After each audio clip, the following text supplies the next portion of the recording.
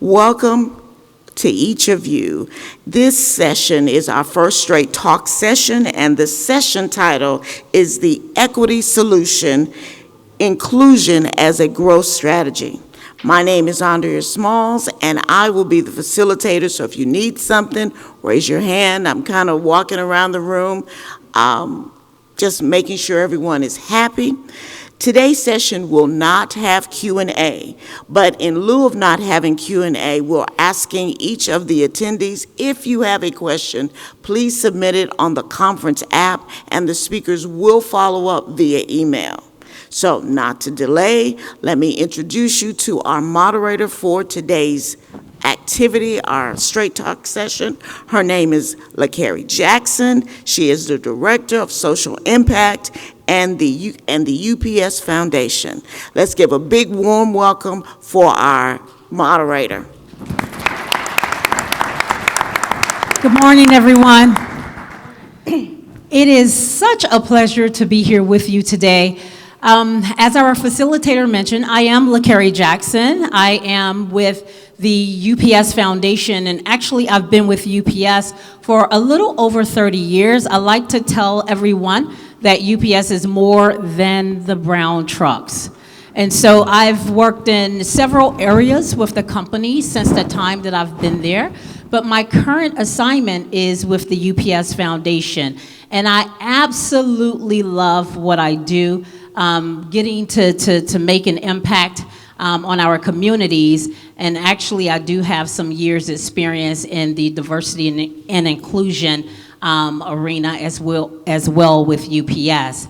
We are delighted to be here with you today. I will not delay the moment, but we will turn it over to our panelists. We will have a dynamic conversation today. And so before we get started into the dialogue, let's meet our dynamic panelists today. And we'll start with Allison. So much, and good morning, everyone. Really excited to be in person. I see lots of coffees out there, so I think we're all ready to go to start the day. I'm a leader with Truist, and Truist is the merger of SunTrust and BB&T. Our purpose is to inspire and build better lives in communities, and I have the opportunity to serve as the leader of our emerging markets team. We wake up every day focused on delivering financial access via education, but most importantly, solutions that help make a difference. So we're very excited not only to be a partner with Operation Hope, but excited for some great dialogue with my fellow panelists today. Thank you. Next, we'll have Nikita. Thank you, LaCarrie, and good morning, everyone. My name is Nikita Pearson, and I work for the Federal Deposit Insurance Corporation, better known as FDIC. Now, if your thought is, what in the heck is the FDIC? If you've ever walked inside of a bank, you've probably seen that gold sign that has FDIC. We insure deposits to make sure that when you deposit your funds, they're protected. And I've been with the agency now since LaCarrie talked about her years of experience. I've been with the agency 23 years, but that didn't really work for me. I hadn't planned to say that because I want to tell you I'm 21, but since I've been with the agency 23 years, yeah, see, Robert and I get each other. He thought I was 18. See, we're already there. But I've been with the agency for 23 years. One of the things that I do with the agency is I promote diversity, equity, and inclusion in 3 primary areas. The first area is with our employees in the workplace. We have about 6,000 employees at the FDIC. The second thing I do is promote diversity, equity, inclusion, and accessibility with our financial institutions. We have about 3,200 that we directly regulate. And then lastly, my job is to make sure that we include minority and women-owned businesses to the maximum extent possible in our business activities. Our business activity is a multi-billion-dollar budget. So those are my primary responsibilities. I've been doing this work for about a year. All those other years, I primarily do financial analysis, enforcement actions, and those different things as it relates to our regulated entities. I'm so happy to be here with you today, and I have to tell you, these Allison and Robert and LaCarrie, they're awesome, so I'm just honored to be on the stage with them. Thank you, Nikita. And we will have Robert to introduce himself. Yes, good morning. It's a pleasure to be here. Robert Marchman. My current role is Senior Policy Advisor on Diversity Inclusion at the U.S. Securities and Exchange Commission. I am the first individual to hold that position. I started my career actually at the SEC, Securities and Exchange Commission, over 35 years ago, actually. And so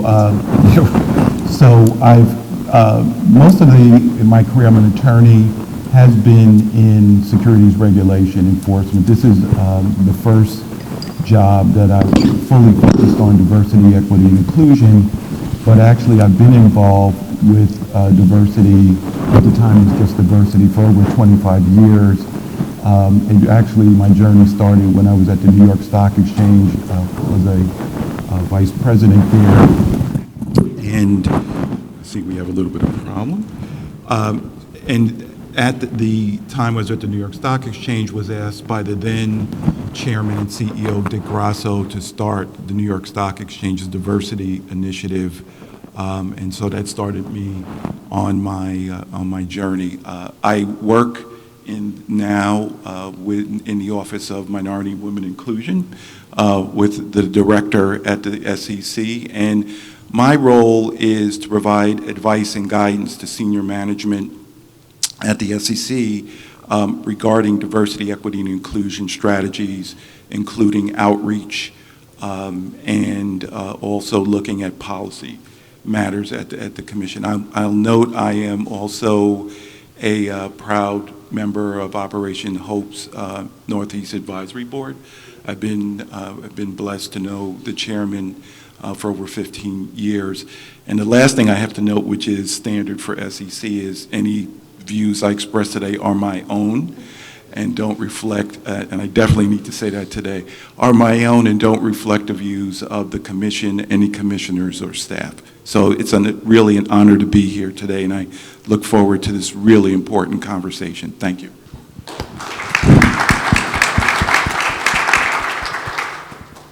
All right, so let's get started. Can you all hear me? Okay, perfect. So let's get started. I'm really excited about today's discussion. I do believe that it's going to be a rich one with just a lot of information that's shared from these dynamic leaders, because they've been in the space of diversity and inclusion, or diversity, equity, and inclusion, and they have literally paved the way. So I'm like a fly on the wall, just really excited to hear what they have to say. The one thing that I will mention, that this is really a straight talk. So we're gonna, have honest dialogue, and so I just want you to know that what you will receive today is that of transparency. So I really appreciate that. Also, I want to just mention, as I set this up so that we can get into the dialogue, is that in order to meet the moment, you have to rise up. That's anything that you're doing, okay? And so in this particular case, DE&I is really like at the forefront. Years ago, D&I used to be buzzwords, but we've gotten past the buzzwords. And now we see that companies are taking action. Communities are taking action, okay? But in order to meet the moment, we have to rise up, meaning that we can't do things the same way. There has to be some type of change, whether it's in our mindset, whether it's in our strategies, whatever that change may be, change is needed in order to rise up to the moment so that we can see transformation and so that we can see advancement. And so I'm so excited. So I just really want to hear from our panelists. And so I think we'll get started with Allison. Right. So Allison, the question for you is, and to help us to understand this particular piece, how would the economy benefit from increased racial inclusion? So it's a short question, but it's a really powerful one. So when you think about the impact of the economy with inclusion, I think there's two parts to this. The first would be understanding what families and business owners are going through the day. What are they experiencing? What are the gaps that they're having to deal with? And there's so many statistics that would show us that systemic inequality, it shows up in a lot of ways, but I think we'd all agree it shows up financially. That's one of the key factors. And so when we think about that, we have a large portion of the population, almost 60%, that can't afford an emergency that's $400. So if you think about that in your daily life, if all of a sudden you had something happen, that you're trying to go to work, right? You're struggling to make that daily, weekly budget work. You're on your way to work, your tire blows. I don't have any funds saved. I don't have access to credit. I have this emergency. What happens next? I can't do something as simple as what might be an inconvenience for others, but is a piece of the puzzle. I've got to fix this tire. I've got to get to work to keep my employment, to keep the household income going. All of a sudden, a small bump actually creates all these shrapnel effects that impact an entire household. And multiply that by communities. And we know statistically in our communities, these factors are being experienced more by communities that are diverse, by people of color, and that's that systemic piece that's showing up financially over and over again. We can also see that today we've got a large portion of the population that's operating outside of the traditional financial services industry. So they're going to very expensive alternatives. Right, so the day-to-day things, I have that, again, go to that tire. I've got to fix that tire to keep my income, to keep my family going. And the only place I have to go is a very expensive alternative lender. That sets up a cycle that is very difficult for individuals and families to get out of. And so when you think about financial stability and financial health, part of the success of the economy is getting more people on a stronger path to financial health. So then the second part of this is how can we do that? And I use the word we collectively because I don't think it's one single person, one single industry, one single business. I think it's all of us working together. But how do you set up a business model and take a business approach that really solves the problem? And I'll go back to your comments. You started this question. I heard the word change. And I think everybody in the audience, you heard that enthusiastically. She said, we've got to have change. I'd translate that into innovation. So we've got to think differently about the gaps and the problems that the communities that we're trying to serve are dealing with. And some of those gaps include, how do I solve for that emergency lending need, right? So it's things, for example, that we've just done at Truist by standing up a new lending product that addresses that. It's also innovating. You think about savings as a core foundational behavior. You have to help people have the knowledge and empower to say, okay, I'm going to start to save, and how do I do that? But we can innovate in the savings space. And so we've worked with really dynamic partners like Commonwealth to innovate in the savings space. So I think there's this pathway for all of us that if we continue to do what we've always done, we will stay where we are. And I think collectively we all agree that financial stability, financial success, at Truist, we call that building better lives. That's why we wake up every day. We can bring that to life, not just through financial education, but through the solutions that connect to a change. We start a relationship, and then the economic benefit is all of a sudden you have more people that are in a better spot. They can do things like invest, right? You can see a boost in the economy when you have more individuals that can invest. If I'm saving, all of a sudden the idea of home ownership is not out of reach. And one of the best ways that we bridge the wealth gap is through home ownership. Statistically, that's one of the best ways generationally we can change that. And so all of these small actions, if we will all do them together and make the innovation, make the change, LaCarrie, that's where we will see it in the economy. You move from this space of fragility, which we've all experienced over the last 18 months, to you positively impact the financial health of businesses, individuals, families, and you will see that in economic power, purchasing power, and thriving communities. So, this on? Hello? Yes. You asked the number, you asked like what's the cost? So Citigroup did a study which came out, I think earlier this year, studying the impact of exclusionary practices of, again, towards black and brown folks. And they estimated over the past 20 years, the cost to the economy was $16 trillion. $16 trillion. So it's interesting the time we find ourselves, and we were talking about this before we started. I think it's important when we're having this conversation to make sure that we put it in context. And this is what I mean. There have been a lot of, and we find ourselves in this time of the pandemic, and there's been a lot of webinars, a lot of discussions about, the killing of George Floyd, the racial inequities that have come to the fore as a result of the pandemic, because we've all been home, and it's good to be here today, but we've seen the inequities with regard to education, health, with regard to access to employment opportunities, the criminal justice system, all that, right? So we've seen that, and we've also seen publicly corporations responding to that. I think there were pledges over $50 billion.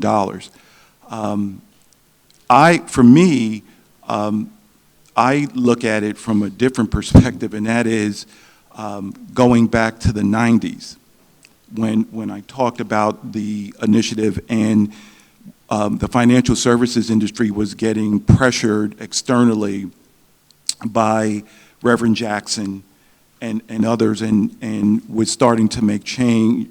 Wall Street was starting to make change.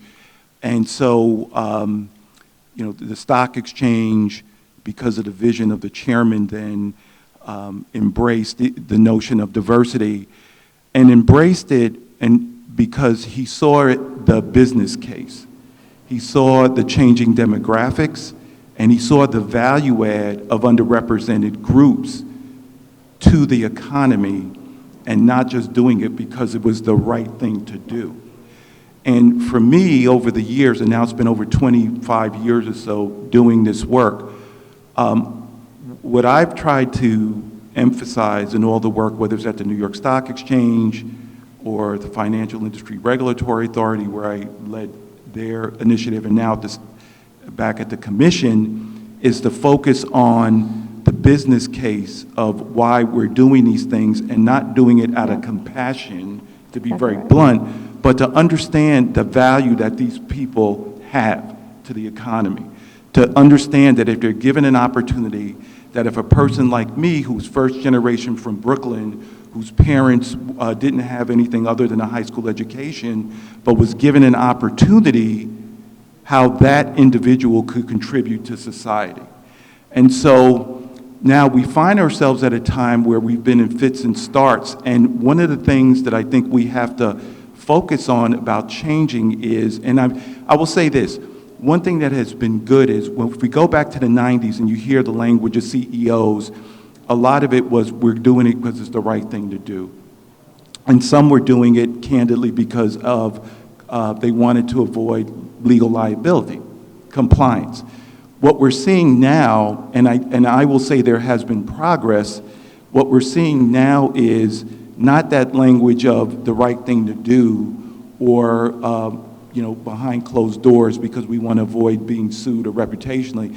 It's because we see the value add to our bottom line. We see the value add to our outcomes. We see the changing demographics, and we're thinking about who are going to be able to do these jobs in the future if we do not educate folks who have for too long been excluded from access and opportunity. So, when we're having the dialogue, and we had talked earlier, I look at my career at the SEC. When I started at the SEC, diversity was not even considered.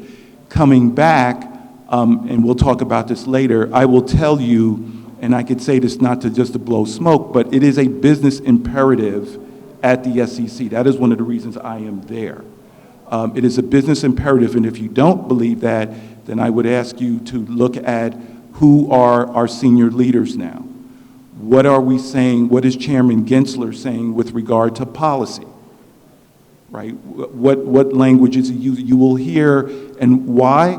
Because in shareholders and stakeholders, you all are saying that is material now. We want to know who runs the company because we want to know who's making those decisions in the boardroom because we think if there's more diversity, that's going to have a positive impact on the bottom line. So for me, when we're having this discussion, let's just talk brass tacks about the bottom line. I don't need you to do me any favors. I just need you to give me an opportunity to open the door, access, and I'll take it from there. And I know that there are a lot of people like me, and I'm not special. But if we're given the opportunity, we will succeed. And that's what we need to push. We need to do that through accountability. And that's what I'm seeing changing. So these external demands are having an impact, and that's different than it was 20 years ago. So when we talk about the impact, I think the different industries are seeing the financial impact and understand that it behooves them to get on the train for their long-term financial viability. So. Robert, you said you're not special, but I think you're special, and there's a lot more special people out here. And what I hear you and Allison talk about is actually making real solutions for real problems. And when we're talking about the economy in particular, being a bank regulator, the first thing that I think about is banks. And I really have to give credit to our chairman. Her name is Madam Chairman Yelena McWilliams. And the reason I'm giving her credit is because the first thing she did when she came into our agency is decided how are we really going to make a change. For a number of years, our agency has done a study on the unbanked. And when I think about the economy, I think about how are we bringing more people into the banking system. And we've seen some progress over the years, but our most recent report indicated that there are 7 million Americans who are unbanked. And to give you a sense of what that may feel like, think about how many times, particularly during the pandemic, that you used a debit card, or you paid for something online, or maybe did you use Uber? Did you pay for your mortgage or your rent? Do you have those things? Do you have a car note?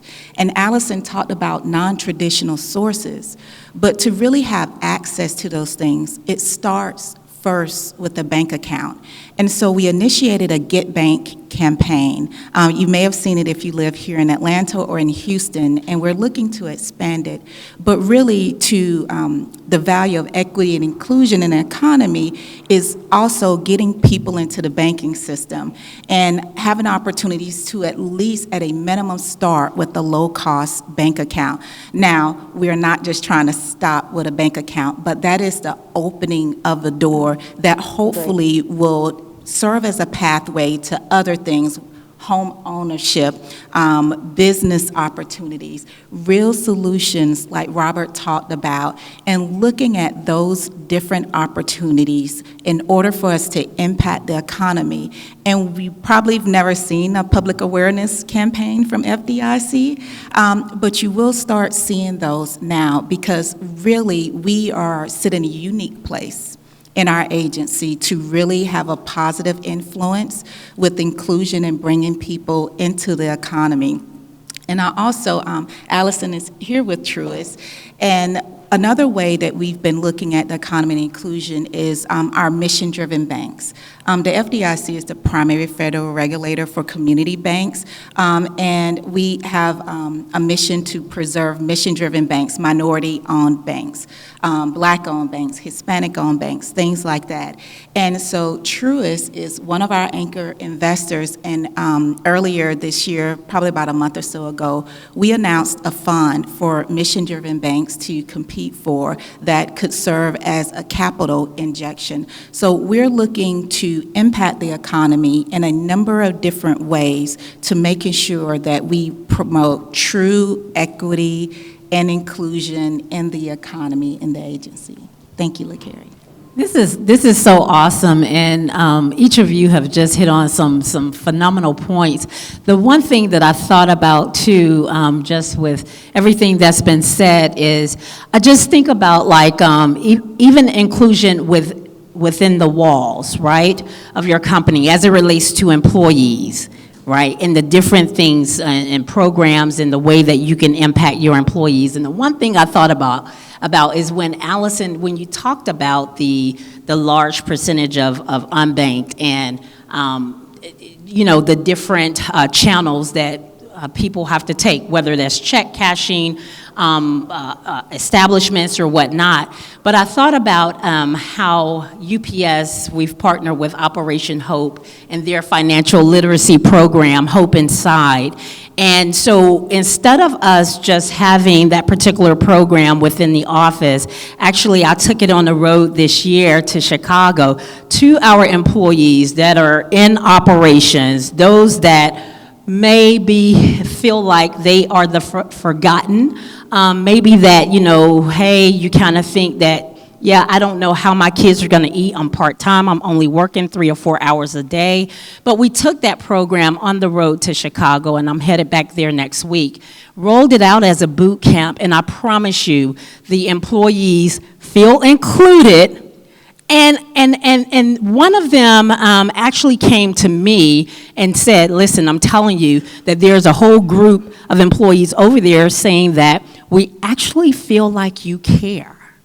So think about even within the walls of your, whether it's your respective companies, groups, teams, how inclusion can be a multiplier effect when we like literally create a culture, a living culture of inclusion. Right. Yeah, well, just 2 things on that. One, for the SEC, which is the regulator of the financial services markets with regard to equity bonds and public listings, this whole issue of financial education is critically important, and again, viewed as part of our mission, because if you read our mission, it says we have an obligation to reach out to all investors and potential investors, right? All in caps, and that is something, and if you all are interested in getting more information on that, the head of our Office of Investor Education and Advocacy, Laurie Schock, is going to be speaking today at 2 o'clock on the work that the SEC is doing in that area. But I just wanted to also, and why I have so much admiration and respect for John Hope Bryant, who again I've known for a number of years. When we talked about the unbanked, particularly in you know, the African American community and Hispanic, Latinx as well, you know, we also have to do it in the context, being mindful of the history that we're dealing with and why some folks do not trust banks. And there is a very ugly history there of exclusionary practices, policies.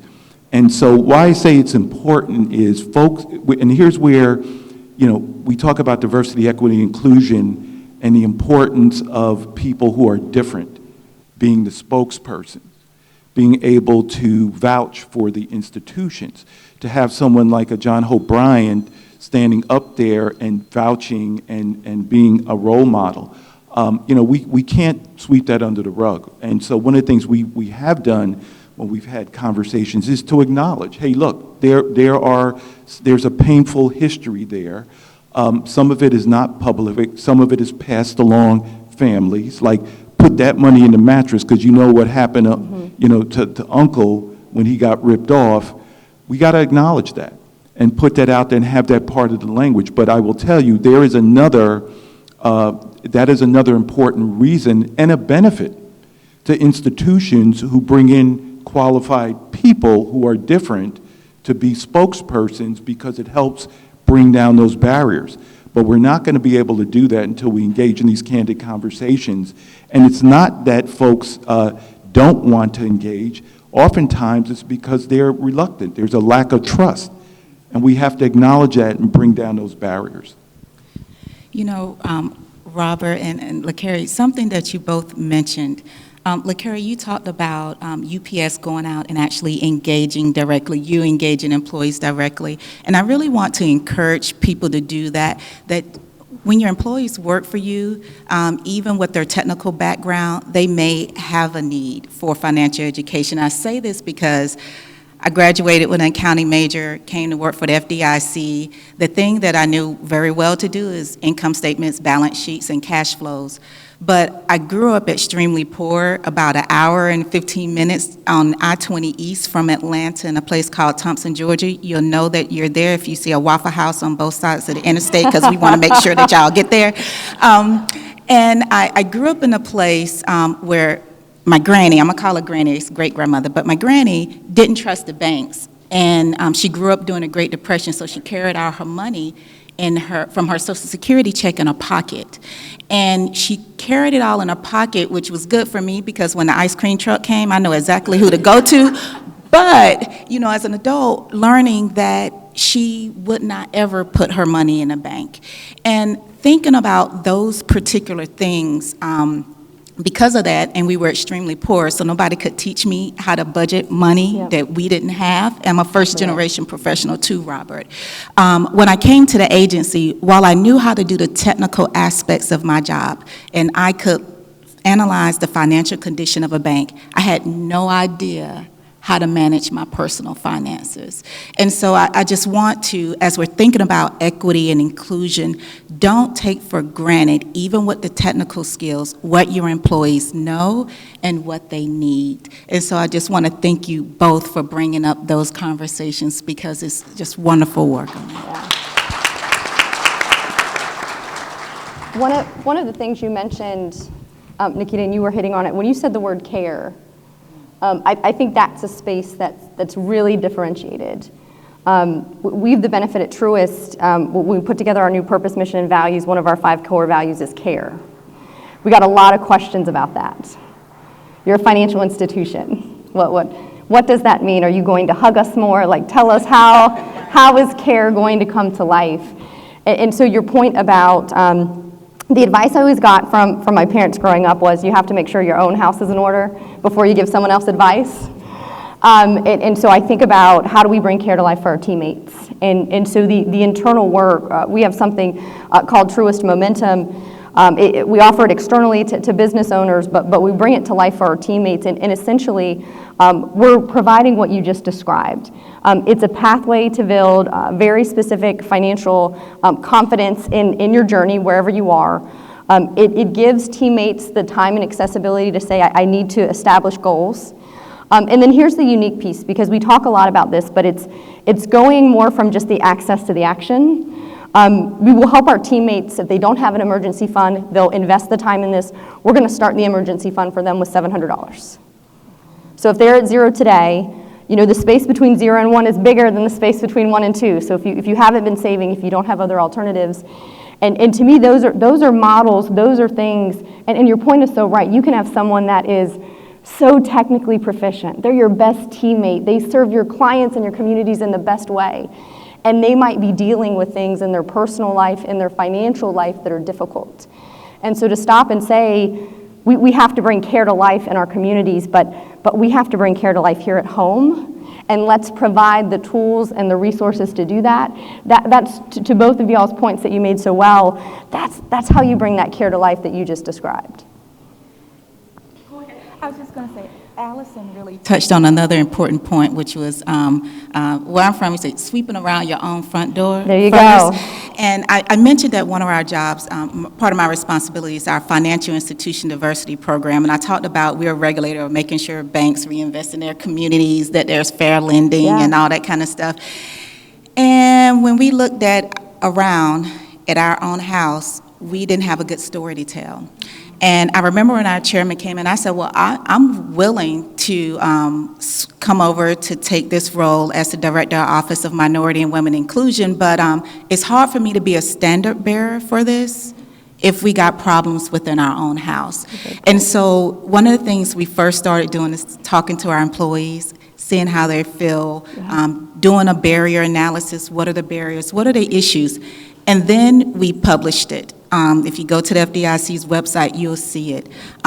We acknowledge that we have not just challenges, we have long-standing challenges, but we also made a commitment to addressing those challenges. And so it's so particularly important, particularly for folks who sit in the positions that we're in, to sweep around our own front door. And I'm here to tell you we're working on it. I would love to sit here and tell you that we're perfect. We're not. We got a lot of opportunity to grow, but we're dedicated to doing that. We're sweeping that broom. Okay. Nope, I'm waiting for the. Okay, all right, good. Because Robert's ready. this Robert is ready. is a great conversation, and I just want to round it off with this. Many times we're looking for talent outside the walls of our own home, business, or whatever, and a lot of times the talent is there. We probably will see better numbers in employee retention if we just, kind of do some things a little bit differently, change the strategy up, and reach within, right? And pull up those who are there. So I think we do have time for another question. Time is passing on. Robert, let's see how you can help us out with this. How can leaders ensure that diversity and inclusion efforts are not simply hollow gestures, but that it becomes a mindset within their organizations? Yes, so that's a very important question. So it's nice to say the right thing, it's better to do the right thing. 100%. So, and why I say that is when you're talking about these efforts, and I think we've all talked, for each of us, I can say that it's the leadership at the top that makes a difference, I think, for all four of us. And throughout my career, what has been clear is if the CEO evidences that she or he thinks that this is a priority, a business priority, it will be a business priority. But more than that, it can't be, again, just the action. They have to model the behavior. So they have to model the behavior, and then they need to implement steps, policies, practices that demonstrate the commitment. So what do I mean? For example, the New York Stock Exchange, Dick Grasso tied, so this was interesting. We started this initiative, I was leading it, people were, I will say it was a lot more positive response than I expected. And every year, we got incentive compensation based on the performance of departments. The second year after we started the initiative, he tied the efforts of the diversity effort to compensation for the whole organization. Let's just say the interest in the work that I was doing went up like 100-fold, right? And holding individuals accountable. So it's that connection. When I was at FINRA, the individual, Rick Ketchum, CEO, who was leading it at the time, demonstrated his commitment to the effort by who he had as his management team, who he brought on. I was fortunate he promoted me to the executive vice president, but again, one of the first, right? And that's sending a message with open doors for others. At the Securities and Exchange Commission last year, then Chairman Clayton brought me on over with, of course, the Amway Director Pam Gibbs to provide advice and guidance with regard to DEI. But what did we do? How did we follow up? We implemented a diversity and inclusion strategic plan, which was a framework for all the work we did. We implemented a strategy of intentionality. So what does that mean? A focus on, again, valuing the perspectives of people from underrepresented groups. The SEC has independent advisory committees made up of people outside of the agency, but who have important input in policy recommendations. He wanted to see those diversified because we had little. I was fortunate and I was tasked with leading up one of the committees. We had 15 openings last year, nearly 60% of those openings went to women and people of color, okay? Also, with regard to senior management hires, what does that look like? What are we doing with regard to external outreach? What is the SEC doing with supplier diversity? And by the way, when we talk about this issue of accountability, what are you publicly putting out to allow yourselves to be accountable? What is the transparency? What is the CEO or the board allowing? For both our organizations, if you want to see what we're doing, there are reports that we have to put out publicly, mandated by Congress under Section 342 of the Dodd-Frank Act. So the bottom line is, what is leadership not only saying, what are they doing? Setting the tone. And also, I'll just say this, it's interesting that some leaders seem to only talk about diversity and inclusion when they're at D&I summits, right? And what that sends the message to the staff and others is, this is something that's nice to do, but it's really not a business imperative. It's not something that's core. It's when the leader talks about D&I in the broader context of impacting performance, outcomes, or at the SEC, which I will say, we have work to do, but I'm glad that there's a lot of good things we could talk about.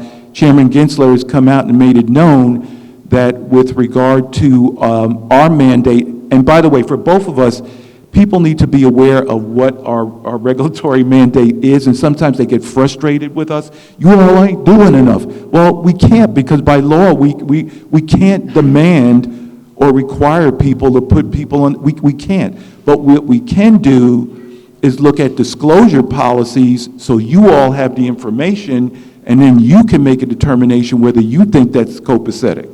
And Chairman Gensler has made clear that with regard to diversity, that is something that's going to be on the SEC's operational policy consideration, because it is within our statutory mandate, because the investing public is finding that something material and wants that information. So again, leadership from the top, drilling down throughout internally and externally, but that is the key. And again, if the person is not only talking it, but walking it, it makes a world of difference. Listening to you talk, Robert, I think about, I want to ask the audience a question. Think to yourself, have you ever done a New Year's resolution? And if you have, what has been your success rate? And I ask this question because if you think about how hard it is to change yourself, you know how hard, if not impossible, to change other people. And so the word that Robert is mentioning is also meaning, how do you address systems? Because you can spend your time trying to change people, but I'm a divorced woman, so I can tell you how that works out. Or you can work on the systems and really think, Robert talked about making performance evaluations. That's something the FDIC, our chairman, did for the first time ever, that performance ratings of our managers includes an element of how you promote diversity, equity, and inclusion. Some of the other things that we did, we always have said for a number of years exactly how important this work is.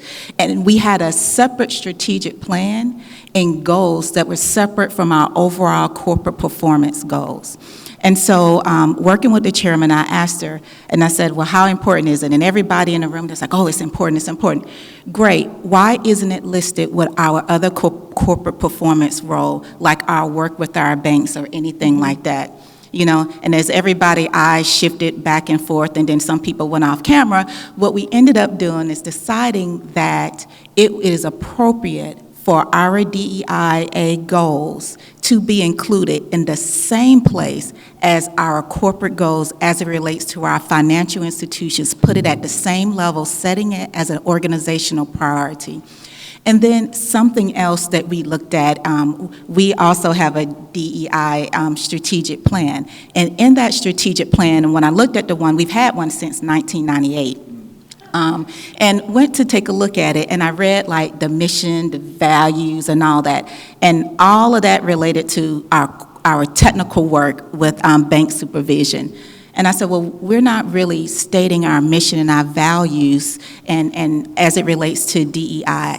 And so one of the things that we did this year for our new plan is actually talked about what do we believe about this and what are we trying to accomplish that is separate and distinct from our technical work so that all of our employees, we can rally around those things and make sure and hold people accountable for operating in that. So thank you, Robert, for bringing up these important issues because, like I said, you know, changing people, I don't know, you can work on that, but if you put systems in place, no matter who's in positions, people follow the system. That is fantastic. Madam Facilitator, please, can we have a few minutes?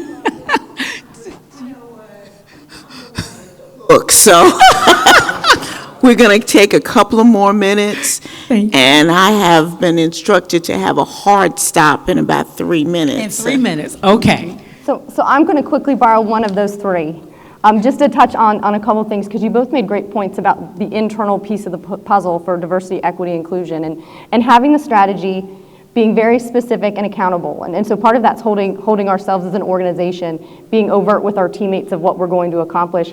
I'd layer on to what you just described is it's also where our teammates and our clients see us investing. So it goes back to your statement of it's not what we say, it's what we do. I also say that's where you put your dollars. So for organizations, whether it's a foundation investment, whether it's something that's embedded in a business model, because we'll go back to that point, this has to be a sustainable business model. That's how you create change and have the ability to grow.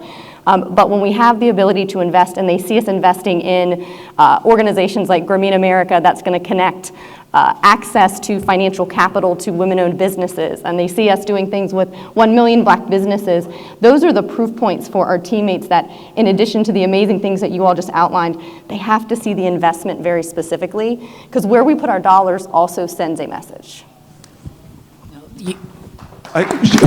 So just one thing I wanted to say with regard to change. Look, this has been fantastic, but I understand you all can be the levers of change. Your voices need to be heard. I can tell you from the SEC, FDIC has a number of ways in which people's input, voices, your priorities can be heard. You need to take advantage of that. Yeah. You need to take advantage of that opportunity with us and also on the corporate side, because there's a reason why corporations are, suddenly getting woke. It's because they're hearing from their customers that if we don't see what we want to see, we ain't spending our dollars. And that resonates. So please, use your voice to make a difference, because you can. Robert, just to add to that is what the customers want to see, but also employees. So yeah, basically we're on the same page. This has been phenomenal. So the thing that I love about it though, and I promise, Madam Facilitator, I am ending it, but the thing that I love about this is that each leader that you see represented here is living what they're talking. Okay, and the passion that they have behind it, and from whether it's from experience or just their heart of passion and being inspired to make a change. This is what I love most about this distinguished panel. Thank you so much for your time. Thank you for your leadership. Thank you, thank you. Thank you all for joining us. Thank you.